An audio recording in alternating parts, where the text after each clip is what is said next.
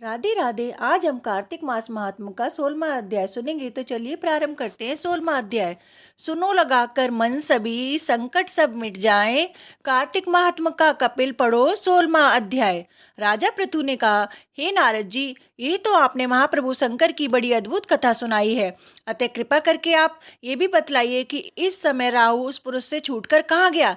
नारद जी ने कहा, उससे छूटने पर वह बर्बर नाम से विख्यात हो गया और मानो नया जन्म पाकर उसने अपने आप को धन्य माना तथा वह धीरे धीरे जलंधर के पास गया।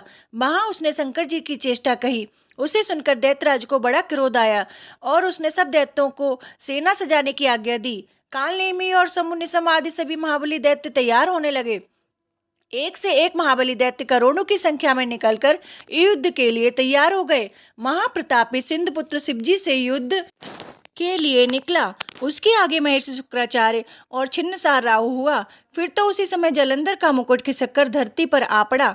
आकाश में मेघ छा गए और बड़े अपशकुन हुए। उधर इंद्र आदि सभी देवताओं ने एकत्र होकर कैलाश पर जाकर शिवजी से सब वृत्तांत कहा और ये भी कहा कि आपने जलंधर से युद्ध करने के लिए जो भगवान विष्णु को भेजा था वे उसके बसवर्ती हो गए हैं तथा लक्ष्मी से जलंधर के अधीन होकर उसके घर में निवास करते हैं। अब देवताओं को भी उसके यहाँ निवास करना पड़ रहा है। अब वह सागर पुत्र आपसे युद्ध करने आ रहा है, अतः आप उसे मारकर हमारी रक्षा करें। देवताओं से ये सब कुछ सुनकर शंकर जी ने भगवान विष्णु से पूछा, हे ऋषिकेश, युद्ध में आपने जलंधर का संहार क्यों नहीं किया और बैकुंठ को छोड़कर आप उसके घर कैसे चले गए। तब भगवान विष्णु ने हाथ जोड़कर शिवजी से कहा, उसे आपका अंशी या लक्ष्मी जी का भाई होने के कारण नहीं मारा है। वह बड़ा ही वीर व देवताओं से अजय है। मैं सत्य कहता हूँ कि उसे कोई भी नहीं मार सकता। इस पर लक्ष्मी ने मुग्ध होकर और मैंने स्वयं उसके घर में रहने को वर दे दिया, इसलिए मैं उसके घर में रहता हूँ। हे सुरवर विष्णु, आप ये क्या कहते हैं। उस दैत्य जलंधर को मैं अवश्य मारूंगा, इसमें कुछ भी संदेह नहीं है। अब आप सब देवता जलंधर को मेरे द्वारा मारा गया जान अपने स्थान को जाइए। जब शंकर ने ऐसा कहा तो सब देवता संदेह रहित होकर अपने स्थान को चले गए। ठीक उसी समय पराक्रमी जलंधर अपनी विशाल सेना के साथ कैलाश पर्वत को घेर कर सिंहनाद करने लगा। दैत्यों के नाद और कोलाहल से शिवजी क्रुद्ध हो गए। उन्होंने अपनी नंदी आदि गणों को उसके साथ युद्ध करने की आज्ञा दे दी।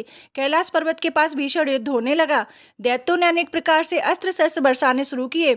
भेरी मृदंग शंख और तीरों तथा हाथी घोड़ों व रथों के शब्द से धरती कांपने लगी। युद्ध में कटकर मरे हुए हाथी घोड़े और पैदलों का पहाड़ सा लगा गया, जिसके युद्धभूमि और भी आग में हो गई। दैत्यों के आचार्य श्री शुक्राचार्य अपनी मृत संजीवनी विद्या से सब दैत्यों को जिलाने लगे। यह देखकर शिवजी के गढ़ व्याकुल हो गए और उनके पास जाकर सारा वृत्तांत सुनाया और उसे सुनकर भगवान रुद्र के क्रोध की सीमा न रही। वह अपने भयंकर रूप से दिशाओं को प्रज्वलित करने लगे। फिर तो उस समय उनके मुख से एक बड़ी भयंकर कन्या उत्पन्न हुई, जिसकी दोनों जंघाएं ताल वृक्ष के समान थी। वे युद्ध भूमि में जाकर सब असुरों को चर्वन करने लगी। युद्ध भूमि में इस तरह विचरते हुए शुक्राचार्य जी के पास पहुंची और शीघ्र उन्हें अपने उदर में गुप्त कर लिया। फिर स्वयं भी ध्यान हो गई। शुक्र के गुप्त हो जाने से दैत्यों का मुख मलिन पड़ गया और वे युद्ध छोड़कर भागने लगे। इस पर शंभु निशुंभ और कालनेमी आदि सेनापतियों ने अपने भागते हुए वीरों को रोककर शिवगणों पर बड़ा कठिन प्रहार किया। और ऐसा ही शिवजी के नंदी आदि वीरगणों ने, जिनमें गणेश और स्वामी कार्तिकेय भी थे, उन्होंने अपने गणों को रोककर दैत्यों से भीषण युद्ध किया। इस प्रकार 16वां अध्याय समाप्त। अगर आपको मेरी वीडियो पसंद आई हो तो कृपया लाइक करें, शेयर करें और सब्सक्राइब करें। राधे राधे।